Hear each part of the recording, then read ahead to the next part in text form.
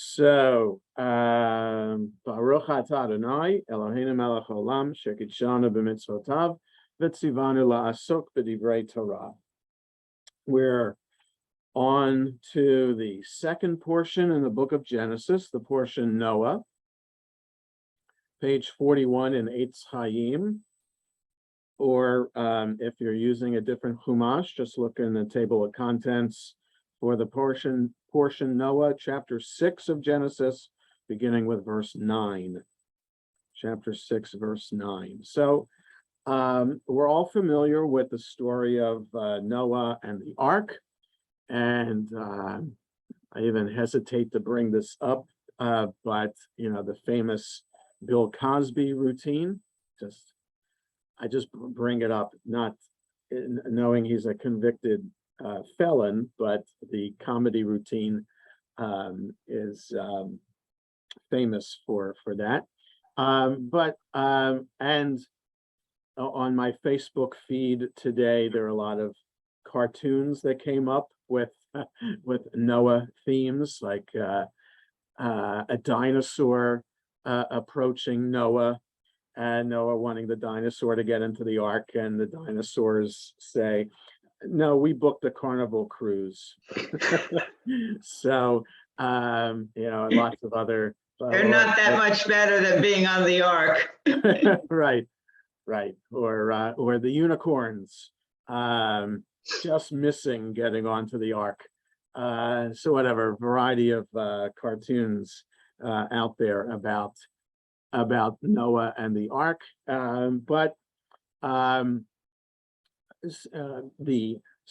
it's interesting that the first 11 chapters of Genesis provide us with a variety of deep, profound spiritual lessons, mythical lessons actually, about the origin of who we are as a people, as the Israelite people, and the origin of our understanding of God. Okay, so that certainly, there are lots of children's stories and lots of comics drawn and written about this story in particular, but those kind of distract us from the deeper meaning. So as I learned in rabbinical school in Bible class, we have to understand the context from which the Torah was written and what other stories were out there at the time, so that the story of Noah getting into an ark is not unique to the Torah. There are other ancient myths that is now fascinating, once knowing about them, to compare and contrast them with the story here in the Torah. So there is the society that preceded Israelite society in the Middle East was the Sumerian society. So that if you can picture in your mind's eye the Persian Gulf, okay, so on the right-hand side of the Saudi Arabian Peninsula, that's the Persian Gulf, where Iraq and Iran meet down at the Persian Gulf, where the Tigris and Euphrates rivers nearly meet. And if you can then draw an arc from the Persian Gulf to Israel, don't draw a straight line, but rather an arc that goes up the Tigris and Euphrates rivers kind of diagonally northwest, and then down into the land of Israel. That is called the Fertile Crescent. And ancient civilization really was born there in terms of writing, philosophy, etc. Right? People think that ancient Greece is the source of that, but really ancient Sumeria is in that Fertile Crescent. So that in next week's portion, when Abraham and his family move from Ur Kasdim, Ur of the Chaldees, many biblical scholars think that that's the Persian Gulf, and he goes up the Euphrates and into what is Syria today, that's Haran. And from Haran goes into Canaan, what will be the land of Israel. So just as Abraham and Sarah and their family traveled that Fertile Crescent, so too did ancient society travel that route. So the societies, the groups of people that developed there had interactions and learned from one another. So the ancient Sumerian people had an epic story about their origin, and the story is the Gilgamesh epic, which has a story of a man named Utnapishtim, who was chosen to survive a flood that came to destroy humanity at the time. And when he survived the flood, he offered sacrifice to the gods, and the gods swarm over these sacrifices as if they've been fasting throughout the time of the flood, and they've been hungry, and these gods come down and enjoy the sacrifices. So I am just giving you the highlights of that story. If you Google Utnapishtim, Utnapishtim,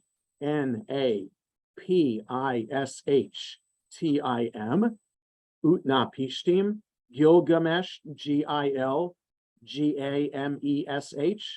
Gilgamesh epic, you'll find all the material you want about that ancient story. And you can highlight, or you can also do compare, contrast Utnapishtim Noah, and I'm sure you'll see lots of material there that that provide the highlights of both stories that then shed light, interestingly, on our story and why our story is different from the Gilgamesh story. I just bring that up only because our story, yes, is an epic, mythic tale that serves as a foundation story of who we are as a Jewish people, but it was not written and developed in a vacuum. Okay? And so there are lots of ancient societies around the globe that have similar stories. Why there are flood stories for every ancient society, I have no idea. That's anthropologists, sociologists can study that. It's just fascinating to me to be aware that the Noah story comes in a context of other ancient tales, and what we learn from our story, from the difference between it and other stories. Okay, we're not going to get into the Gilgamesh Utnapishtim story today. I just want us to understand that our story is not unique, and also, from my perspective, our story is not written by God.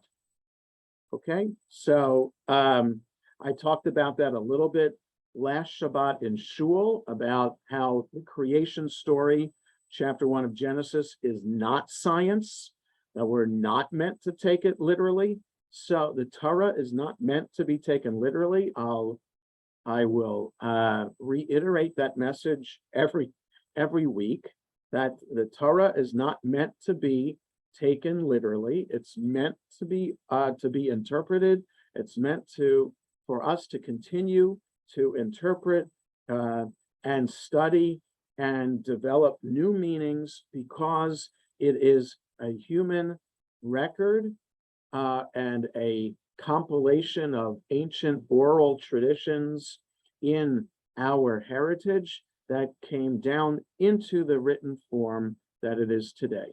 Not from God at Mount Sinai, but possibly around that time with a group of editors over time compiling the different stories. And that the stories that they compiled came in context of other stories out there that may be commented by the fact of how our story is written, commented on those other stories. Do we picture our God swarming over a sacrifice that Noah offers, like the gods of Sumeria swarming over Utnapishtim's sacrifice? Okay, so with that as a general introduction, I just want to look at a few sections of our portion for some interesting study today. So we're introduced on page 41 to Noah. Now, we're not originally introduced to him. We would have to look back at at page 32, the end of last week's portion, to see where we're first introduced to Noah. So if we just look back to page 32, chapter 5, verse 28. Vayechi Lemech 82 shana. Lemech lived 82 years. 82 shana u'ma'at shana vayoled ben. So he lived 182 years, and a son was born to him. Vayikra et shemo Noach, and he called him Noah, Lamor, saying, Zeh. That's interesting. The trup, the cantillation mark on the word Zeh, which Paul chanted last week, it's a double cantillation mark. It's very unusual in the Torah to have two cantillation marks over one word. Okay, it does happen, but it's very unusual. And the fact that it's there, so there are two cantillation marks on the word Zeh, if you see that. No matter what edition of Chumash you're using, if it has the cantillation marks, you'll see on the word Zeh, like a double parentheses, that's called Gershayim, and a circle with the line pointed to the left, that's called Tilisha Gedolah. So it would be sung, you'd sing both cantillation marks on the word. So the word Zeh means this one, okay, or this. So it's a short word, but it would be sung Zeh. So you're spending a long time to just say the word Zeh. Zeh, it just comes out of your mouth like that, but with the two cantillation marks, you're singing it quite some time. To highlight, say, the cantillation marks, we have to also remember, the cantillation marks serve as punctuation. So in our edition of the Chumash, we have punctuation, like a period, or the colon serves as the end of sentence, but we don't have commas or question marks. You have cantillation. How you sing it is the way to grammatically punctuate the line. So cantillation serves as punctuation, and it also serves to help remember what the words are. Because remember, the cantillation marks, we know for sure, were put into the Bible 1,200 years ago. The one of the oldest editions of the Bible is the Jewish Bible, is called the Aleppo Codex. So Aleppo is a city in Syria that had an ancient Jewish community in it, and it has one of the oldest manuscripts of the Bible that has vowels and cantillation marks. Okay, so that's one of the oldest. So we know that it is at least, this system is at least 1,200 years. How you sing it has changed over time and based on what kind of Jew you are. So Yemenite Jews sing the Torah chant the Torah quite differently than Ashkenazi Jews. So if you were to walk into a Sephardi synagogue during the Torah reading, you would wonder at the cantillation. It's not familiar at all. But you walk into an Ashkenazi synagogue, it's basically the same, no matter where you are in the world. So before the printing press, before people actually had a chumash in their hands when they came to shul, you would hear the Torah being chanted, and that's the mitzvah, to hear the Torah be chanted, because you don't have the chumash in your hand to follow along. So you have to hear every single word of the Torah being chanted, and how it's chanted helps us remember the words.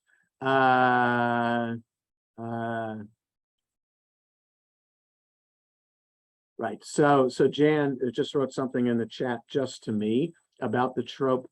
So then trope help the listener focus on the words. So that's extra time on the word zeh would help the listener focus on that word yes. So yes. So whoever put the cantillation in wanted to be sure that we focus over particular words. So how the word is sung is important to teach a lesson about it. So the zeh, meaning this one, meaning Noah, this is a lesson we're learning about him. And there are other points in which, so there's one other unusual cantillation mark, which we've talked about, something, a zigzag line that goes back and forth 3 times. That's called a shalshelet. And that is over 4 words in the Torah, all 4 being a verb, an action word. And that action word with that shalshelet, how it's sung, teaches a lesson also about who the character is and what they're doing at that particular moment. So yes, so trup helps with punctuation, but it also sometimes helps focus our attention. Where with somebody spending a long time on the word zeh, somebody important is being born, we have to focus on this. So the Vayikrat Shemo Noach, verse 29, he called his name Noah, Lamor, saying, Zeh, this one, Yenachamenu mima'asenu ume'itzvon yadenu min ha'adama asher erara Adonai. This one will provide us relief from our work and from the toil of our hands, out of the very soil which the Lord placed under a curse. All right, so some prophecy is being proclaimed here by Lemech about his son Noah. So will Noah provide relief from our work? Well, if you can say that you'll die from a flood, that's relief from work. So will he and out of the very soil which the Lord placed under a curse? Did Noah bring such change to humanity? Well, it's interesting. Was there a change to humanity? Yes, because there was destruction. Did Noah himself and his future descendants make any change? I'd argue that case and say no. We're just as corrupt today as society was at the time of Noah when the flood came. Okay, so that's our introduction to Noah, and then it goes on. Vayechi Lemech acharei holidoat Noach. Lemech lived after the birth of Noah, 590 shana. The 500 shana, he lived 595 years after his birth. Vayolad banim and uvanot, and more. He fathered many more sons and daughters, and all his life was 977 years. And then verse 32, Vayehi Noach ben 500 shana. Noah was 500 years old. Vayolad Noah et Shem et Ham vet Yafet, and when he fathered Shem, Ham, and Yafet. Okay, and then it goes on to say what society was like at that time. Yes, Lori. I was wondering if you have any insight as to obviously 777 years is unrealistic. Right. Yeah, I don't have much insight about that. There is a biblical commentator from a Jew from Italy from last century called Umberto Cassuto, who has a lot to say about the ages of the figures in the Torah and how the numbers are not random. They seem random. 975 years, 996, 500 years old when it gives birth to Shem, Ham, and Yafet. So the years in relation to ancient Sumerian myths, these years are few, because the years in the Sumerian myths of how long kings live were thousands of years. Okay, so here we're just dealing with hundreds of years. So, so in context, these numbers are less than numbers that people were used to hearing. I think it just adds to the mythic nature of the story, right? So that, it's kind of like a Jewish phrase is to say lahavdil, not that we should compare in real life such things, but Game of Thrones or the new House of Dragons, these mythic tales that authors weave to kind of, or J.R.R. Tolkien's The Hobbit, kind of creating another world out of whole cloth. What does the author want to get across by coming up with these fantasy worlds? What does the biblical author, what does the Torah author want to get across in these years that drastically reduce from Noah's time to Abraham's time? Okay, but are in the 900s from Adam's time to Noah's time. Why is that, right? Abraham lives 180 something years.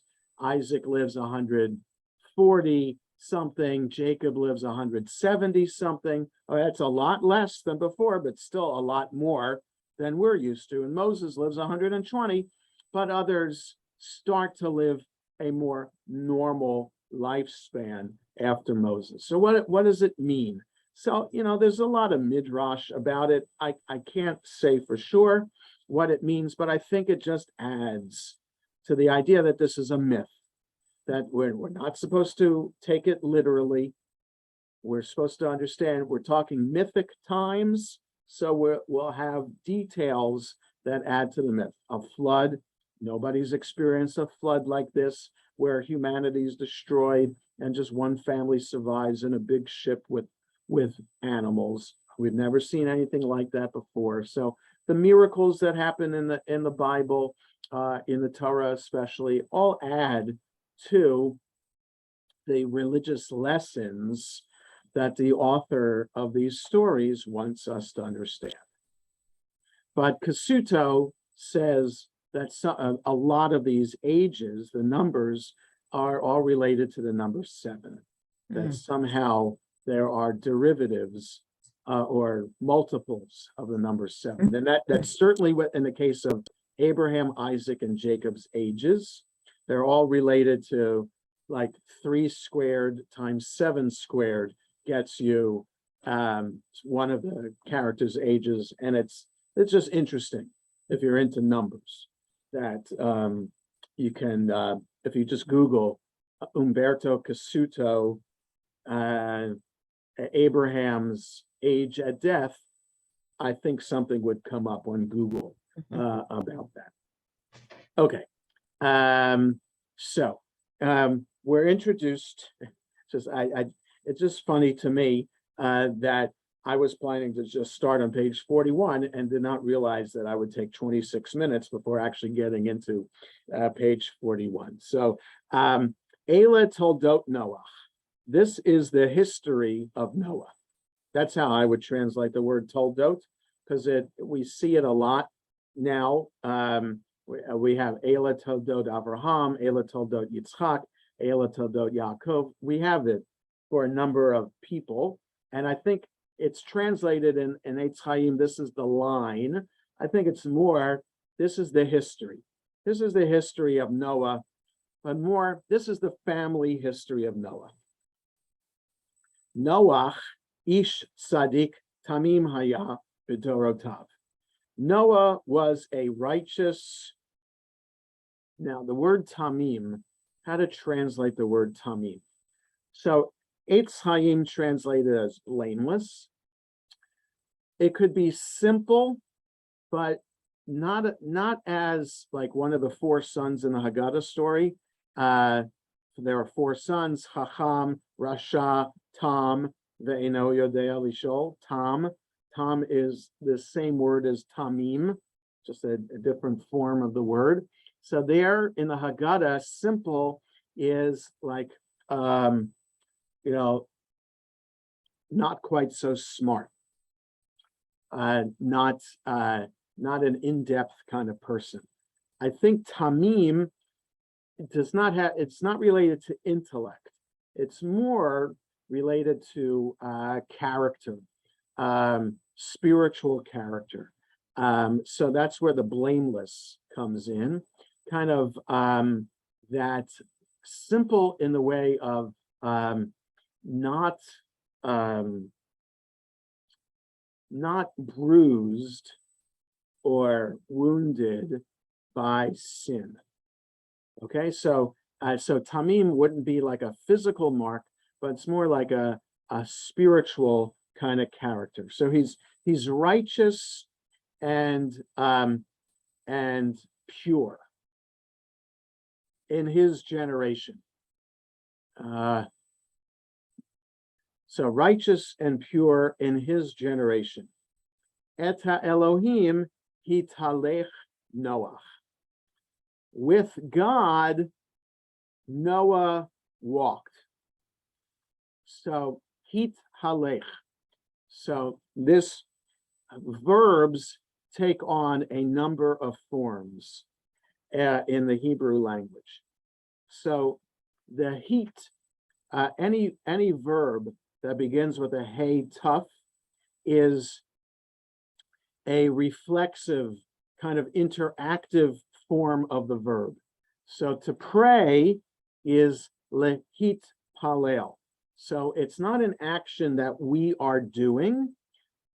It's an action that we are doing with something else. So prayer is something we're doing with God. So it becomes the heat form of the verb. So it doesn't say lalechet. So eta Elohim halach Noach, that Noah didn't walk behind God, but rather hitalech means it was a partnership kind of walking, like he walked together with God. And we have no history of this. What is the story behind Noah doing this kind of dance walking with God? Why doesn't the Torah tell us anything? Because it just goes on to tell the story of why God is talking to Noah to choose him to build the ark and to save the animals and to save his family. It doesn't give us examples of how he walked with God. What was the spiritual background? What did Noah do for 500 years, right? We were introduced to him before at the end of Genesis. He lived 500 years until his children were born. What was he doing for those 500 years? We don't know anything. So, you could look at the movie that came out a couple of years ago about Noah, right? Was that the Russell Crowe movie or whoever was in the lead character of Noah, to get a sense of that some of it is based on Midrash, trying to figure out what was life like in Noah's time and what great things did Noah do spiritually to be chosen. It's a blank. The Torah is left it blank for some reason, but the hint for it is the wording to describe. So Jan had texted a moment ago. Could eat Sadiq Tamim could have mean simply righteous. I'm not sure. I don't think that Tamim is an adjective of Sadiq. I think Tamim is a separate adjective. So he was and the Trupp teaches us that. So that the word Sadiq has a Trupp mark under it that's meant to read the word Sadiq just by itself. And then Tamim goes with what comes next. Okay, so Tamim is not, does not explain Sadiq. It's a separate adjective. So to say simply righteous would not be an accurate translation of the Hebrew. It's a good idea, but based on the Trupp, it would not be a literal way of how to translate this. So Sadiq is one way to describe Noah, and Tamim is another way to describe Noah. Okay, so the other key word here that the below the line commentary focuses on is not the hitalech part, but the bidorotav, in his generation. So this is the classic midrash in which the rabbis compare Noah to Abraham, because Abraham is called righteous, but it doesn't have the qualifier of in his generation when Abraham is called righteous. Noah has that qualifier. So the rabbis ask why. Why does it say about Noah that he's righteous in his generation, but about Abraham, it just says that he's righteous? So it leads to, if we look below the line here on page 41, in his age, or meaning in his generation, the sages debate whether this is a true compliment or qualified praise. Yochanan, Rabbi Yochanan, who was a rabbi in the transition time between the Mishnah and the Talmud, so in the 3rd century CE. Yochanan sees Noah as righteous only relatively, in contrast to the wicked around him. So in his generation, when everybody was righteous, when everybody was evil, Noah was righteous. But if you put him in another generation where there were more righteous people, Noah would just be average. So in his time, he was righteous. But in somebody else's time, he would just be an average person. In a more respectable age, he would have been no better than average. Okay, that's what Yochanan says. Reish Lakish, which is Yochanan's contemporary, and they were study partners, on the other hand, says that anyone who had the moral backbone to be a good person in an immoral society would have been an even better person in a generation that encouraged goodness. Right? So if you're righteous in a time of corruption and evil, that takes a lot more spiritual fortitude than it is to be righteous in an age when there are a lot more righteous people around. Right? You can figure, you might be able to think to yourself, I can slack off today because I know there'll be other righteous people around. You don't need me to save the world. You got other righteous people.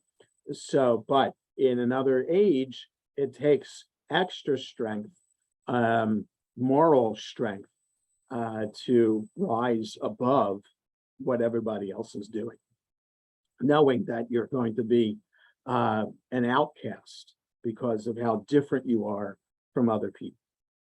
So it's an interesting debate about this. What does true righteousness mean?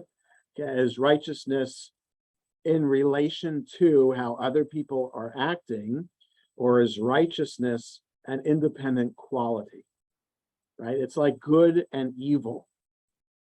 Right? You can only have an understanding of good, I think, if there is a sense of what isn't good. So righteousness, I think, is the part of the definition of righteousness is in relation to something that isn't righteous. And so a person who is righteous, I think, is dependent of one would be defined as righteous in relation to their time.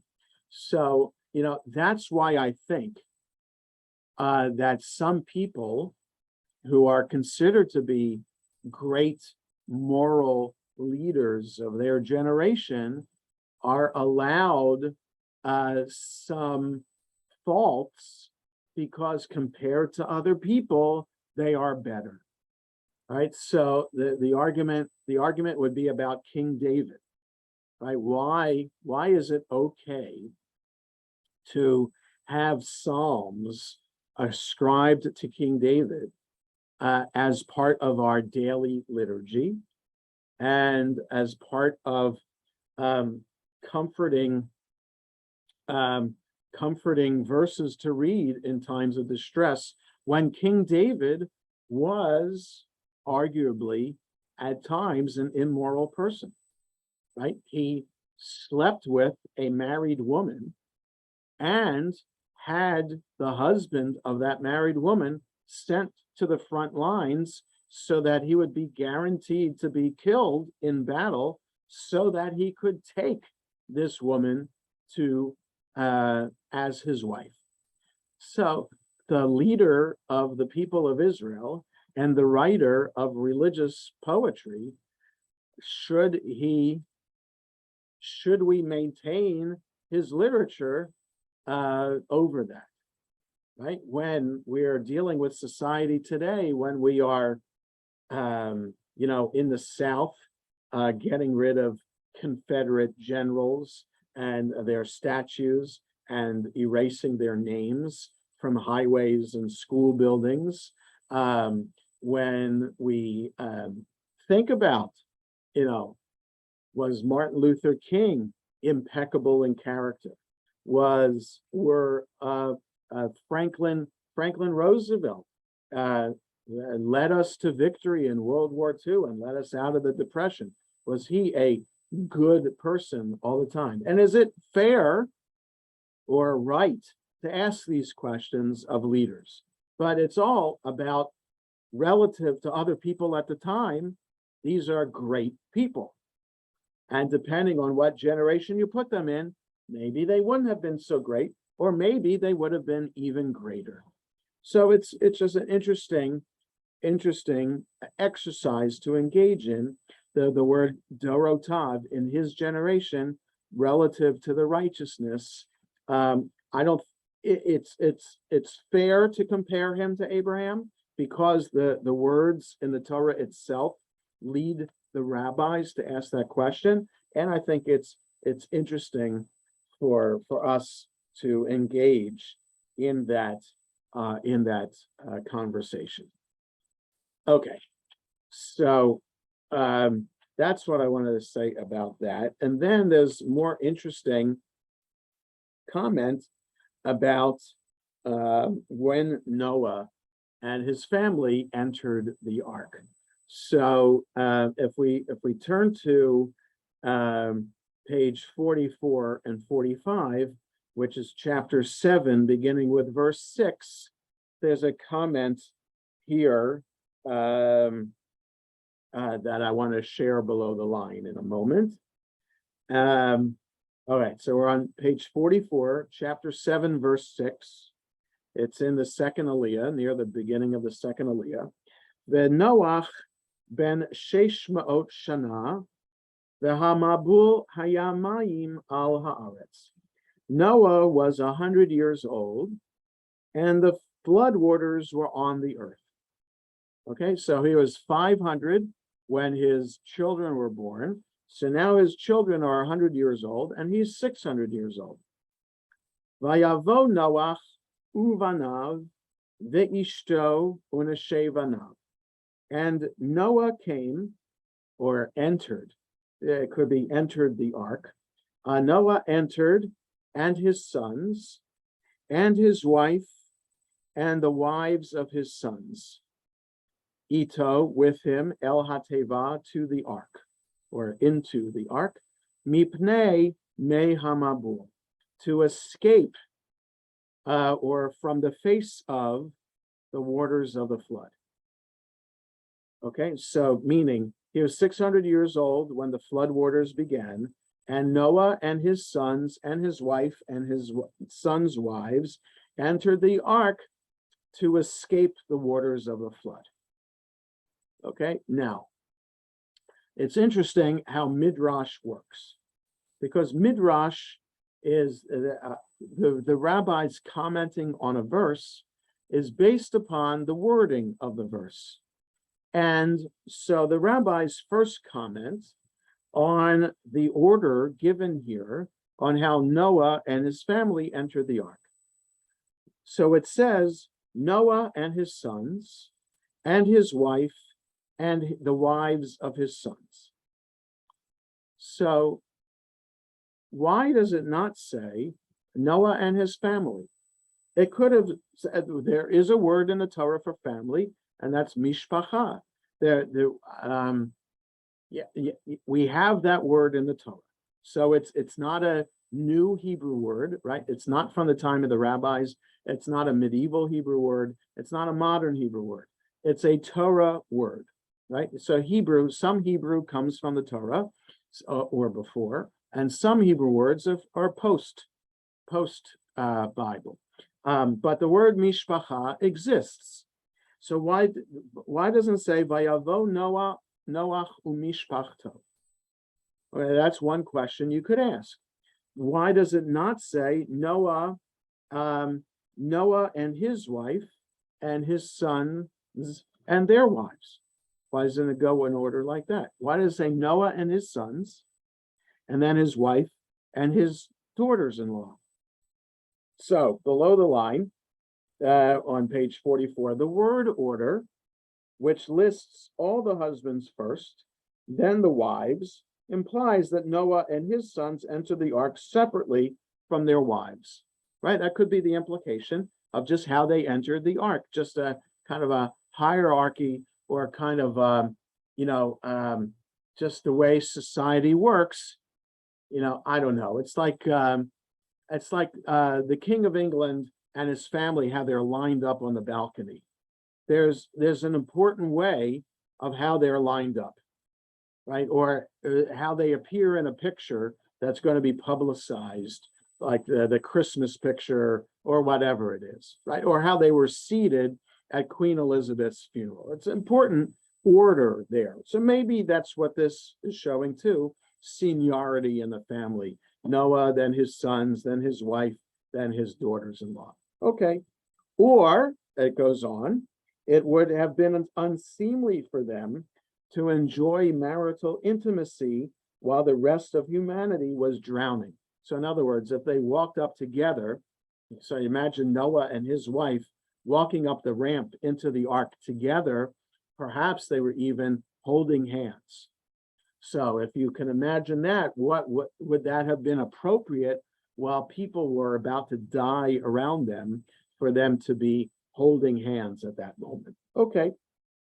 Only after the flood would they again live as husbands and wives. So it's interesting that the Midrash focuses on this order and teaches a lesson there that they weren't in the mood to think about intimacy as the world was about to be destroyed.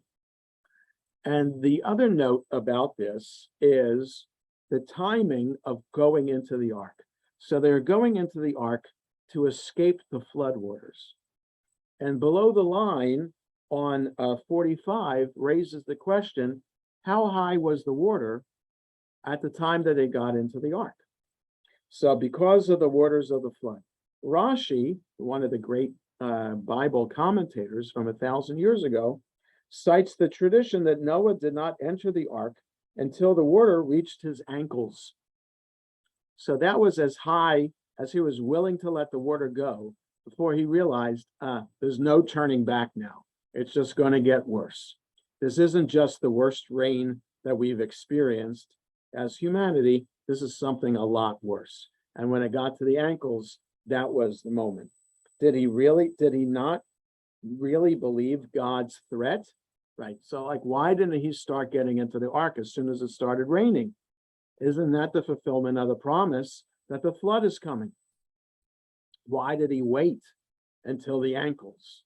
right? Or whenever it was, because it says from the flood waters, right? How is a rain described as flood waters, right? When it rains a lot, when we're describing a rain, how fast or how much rain does it have to fall until we describe it as a nasty storm or flooding occurs, right?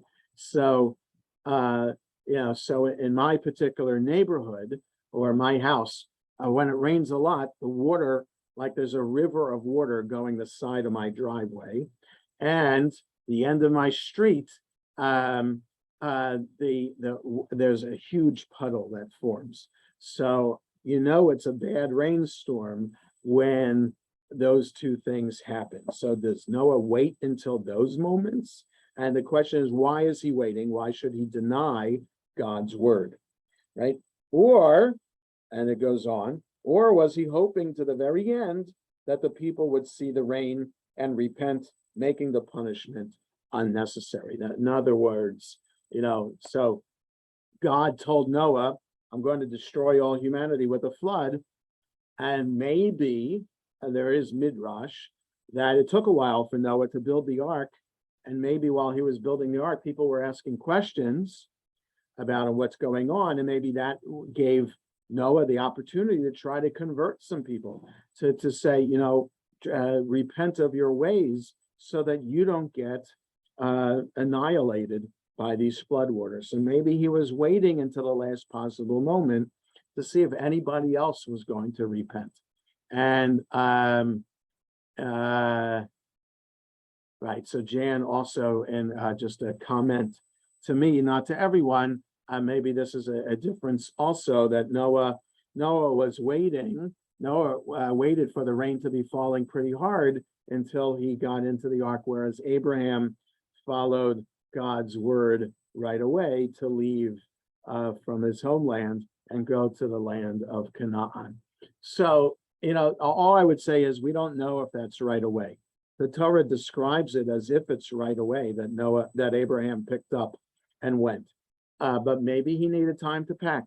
Maybe he needed, maybe he was thinking about it for some time. We don't know. It seems in the Torah that it's right away. And here it also seems right away. If we don't have this midrash, rain starting, everybody's entering the ark, and it's a heavy rain. It seems like a floodwater rain, and Noah's getting in. So if we just have a straightforward reading, there's no hesitation here. The rabbis are insinuating that there's hesitation and that Noah's waiting to the last minute. Yes, Jan. I was actually thinking of Abraham having that trust in God when he took Isaac for the sacrifice. Right. Because right. Whether it was rush or not rush, but he just believed somehow that this was just the right thing to do, even though it seems like, oh my gosh, you waited so long for this child. How could you? But this is what I'm told to do, and just did it. But there's midrash about that too, in which Abraham's arguing with God about it, like to clarify with God, and in the way that God asks Abraham, Kach et bincha et yechidcha asher ahavta. So take your son, your only son, whom you love. Why does God say all of that? Why doesn't God just say, take Isaac? So that means for the rabbis that Abraham's arguing with God. Take your son. Abraham says to God, I have two sons. God says, et yechidcha, your only one. Abraham says, but I have two only child. One's only to Hagar, one's only to Sarah. Asher ahavta, whom you love. Well, I love both of them. I love Ishmael and I love Isaac. Et kach et bincha et yechidcha asher ahavta et Yitzchak. That's what the Torah says. So that for the rabbis, then Abraham is denying and arguing, putting argument where it doesn't look like there's argument. So yes, Abraham is still following through, but it's with a little bit of conversation about it. So it's not blind faith and acting without questioning. So again, there's no, nobody's questioning Abraham's faith and devotion commitment to God, but questioning, some are in that midrash, that you don't take everything right away, that it's appropriate to ask and discuss. Because he also argued with God about Sodom and Gomorrah, right? How many righteous people have to be in those towns before God would destroy them? So for the rabbis, give and take with God is necessary and appropriate even for the righteous. And that we need to have a give and take, God willing. We should aspire to be on the level of Noah and Abraham, and even getting to that level would mean still arguing and engaging in conversation with God. Okay, let's stop here for today. I had 6 things on my list to go through. We only got through 2 of them, so that's great, and I love it when that happens. So hope everybody has a good rest of the day. We will meet next Wednesday, but the following Wednesday, the day after Election Day, we will not, because I'll be away in Rhode Island visiting with my wife, visiting with my new granddaughter. So, but I'll remind everybody next week. So 2 weeks from today, we will not have class, but next week we will. So have a good rest of the day, everybody. Thank you. Bye, thank you.